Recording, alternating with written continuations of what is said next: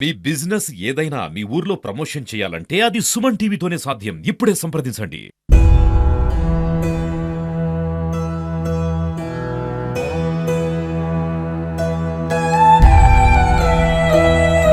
ఈ వయసులో మేడం నేను ఇట్లా అయిపోయినంటే నా పిల్లల దగ్గర సగ పానం చచ్చిపోతుంది అప్పుడప్పుడు.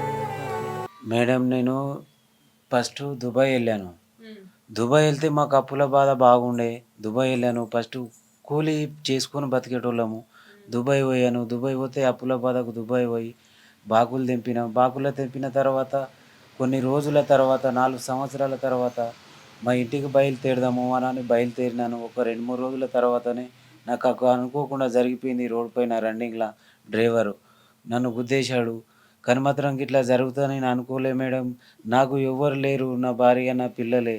ఆ! నా పరిస్థితి బాగా ఘోరము. నాకు ఎవ్వరు, నేను లేకపోతే ఆ పూటకు ఎవరు పెట్టరు. నా భార్య నా గురించి, నేను కోమాలో ఉన్నన్ని రోజులు మేడం కొన్ని బాధలు పడ్డది. తిండి తినలే. ఆమె కూడా హాస్పిటల్‌లలో దింపారు. ఆమె కూడా పరిస్థితి ఘోరమైంది. నా దిక్కేని మత్తు ఘోరపడ్డది నా భార్య, నా పిల్లలు. వెనక ముందు నాకు ఎవ్వరు సపోర్ట్ లేరు. ఏం లేరు. అనుకున్న ఊళ్ళే ఇప్పుడు లేకపోతే ఒక ఊళ్ళో నేను బతుకుతున్నా మేడం. నాకు అనుకున్నదేందంటే ఒక ఇల్లు కావాలా, ఇంత నలుగుట్ల తిరగనీకి ఒక బండి కావాలా, బండి ఇంత పింఛని కొద్దిగా ఏదన్నా హెల్ప్ చేస్తే నాకు మీ తరపు నుంచి, ఎంపీ తరపు నుంచైనా, మీ తరపు నుంచైనా ఏదన్నా చేస్తే బాగుంటదనని నేను సంతోషపడుతున్నాను మేడం. కానీ చేస్తే మంచిగుంటది మేడం. ఈ పాటికి 4 నెలలు అయితున్నది. నాకు కూకొనుడుకు ఫుడ్డు కూడము నా భార్య ఒకతి, నా పిల్లలకు, నాకు ఏడికెని తెస్తది. ఎక్కడనో టీం వాళ్ళు వస్తున్నారు. వాళ్ళు నెలకోసారి ఫుడ్ ఇచ్చిపోతున్నారు. ఉప్పు, నూనె, కారం. తోముకున్నట్టు బ్రష్ కాడికి ఆళ్ళే ఇచ్చిపోతున్నారు మేడం. లక్ష్మీ సేవ నుంచి ఆళ్ళు ఇచ్చిపోతున్నారు. నా చిన్న పాపలు, నా పరిస్థితి బట్టి నా పాపల చదువు ఇడిసిపెట్టేసి బయటకు బయలుదేరి నా పాపలది ఇప్పుడు చదువు లేదు, ఏం లేదు. పూటకు ముగ్గురం ఈడనే ఏడ్చుకుంటా ఉంటే ఒకళ్ళు రారు, ఒకళ్ళు పలకరియ్యరు. పరిస్థితి చెప్పరాని పరిస్థితి మీద తొందరగా చేయగలిగితే, నలుగుట్ల తిరిగితే నా భార్య ఏమన్నా కైకిలు కూలి చేసుకొనన్నా నా పిల్లలకు నాకు పెడతదని గదొకటి నేను కోరిక. బాగా ఆశ ఉన్నది. ఇంతకుముందు 2, 3 సంవత్సరాలు వచ్చాయి గానీ ఏమి ఇస్తలేరు. ఇస్తారు అనుకుంటున్నా ఇప్పుడన్నా గానీ కొద్దిగా ఎంపీ వల్లనన్నా దేని వల్లనా కొద్దిగా బైక్ ఇయ్యండి మేడం. బైకు కొద్దిగా ఇల్లు లేదు. అనుకున్న ఊళ్ళే లేకపోతే రేపు చెడై మంచయ్యే నాకు పరిస్థితి మంచిగా లేదు మేడం.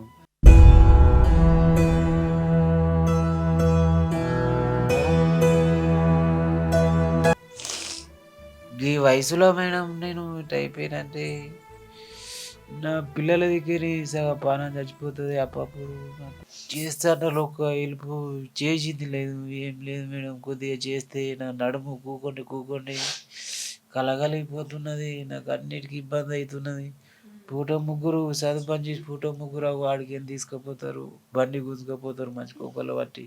ఎన్ని రోజులు అంట ఉప్పు నూనె, ఎన్ని రోజులు అంటారు నాకు పెడతారు. వాళ్ళు చేసేటోళ్ళు లేకపోయినా ఒక్కోళ్ళు ఓ కైకిలి ఒక 500 కైకిలు చేసుకొస్తారంటే భార్య ఇంట్లోకి వెళ్ళదు. భార్యనే కైకిలు పోవాలి, భార్యని ఇంట్లోకి వెళ్ళదు. ఇలా ఆమె వచ్చిందాక మేము అట్లనే పోవాలా.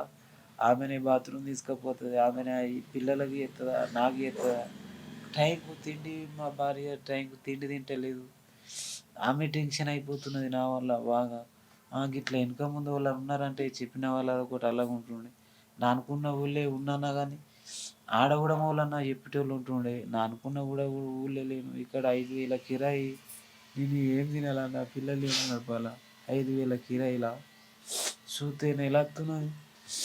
ఏడ మేడం డబ్బులు, మెడికల్‌లలో హాస్పిటల్‌లో డబ్బులు బాగా అడుగుతున్నారు. బాగా అడిగితే కూడా మీ ఏడికేని ఇప్పుడు ఇవన్నీ జరిగిపోయి ఇంకా ఏడుచుడు అవుతున్నది. ఆడున్నప్పుడల్లా చేసిర్రు ఫ్లైట్‌లో అక్కడ ఇక్కడ ఆటోలలో దిప్పుట్ల.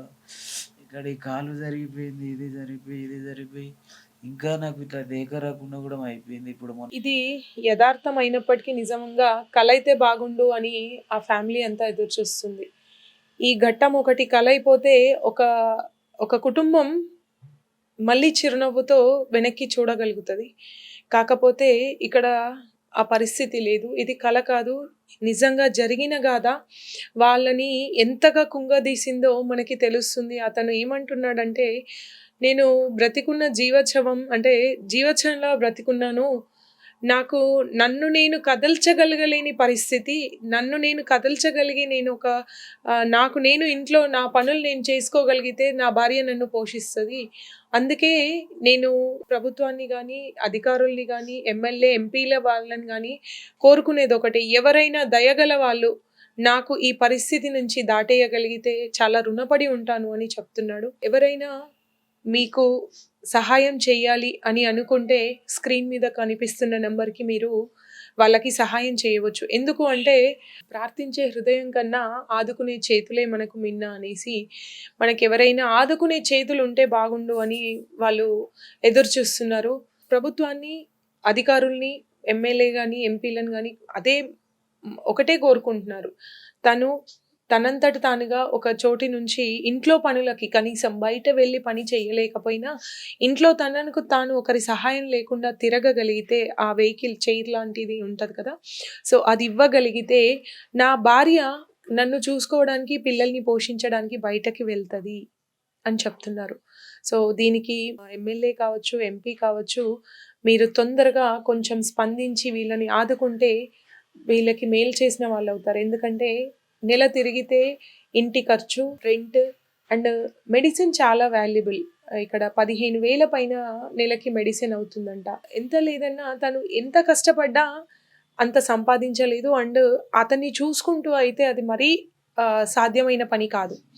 సో, అందుకని ఎవరైనా మీకు డొనేట్ చేయాలి అని అనిపిస్తే మటుకు తెలంగాణ పార్క్ వెనకాల వీళ్ళుంటున్నారు. ఎందుకు అంటే ఇది నిజం.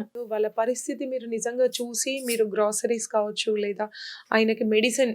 సో, మనకి మెడిసిన్ చాలా ఇంపార్టెంట్ ఇప్పుడున్న పరిస్థితుల్లో ఆయనున్న ఇన్ఫెక్షన్‌కి. సో, మెడిసిన్‌కి కావచ్చు ఏ రకంగానైనా సహాయపడితే ఒక కుటుంబాన్ని ఆదుకున్నవారు అవుతాం. మనము ఎన్నో రకాలుగా దానాలు చేస్తుంటాం. కానీ అది ఎంతవరకు అవసరం ఉన్న వారికి వెళ్తుంది? అది మనం ఒకసారి గమనిద్దాం. మనం అవసరం ఉన్న వారికి పెట్టినామంటే అది తప్పకుండా భగవంతునికి చేరుతది. అది ఎవరు అనేది పక్కన పెట్టండి. ఏ కులమైనా, ఏ మతమైనా ప్రాణం ప్రాణమే, మానవత్వం మానవత్వమే, మనుషులు మనుషులే. సో, అదొకటి గమనిద్దాం. కెమెరా పర్సన్ జగదీష్‌తో లక్ష్మీ ప్రసన్న, నిజామాబాద్, సుమన్ టీవీ.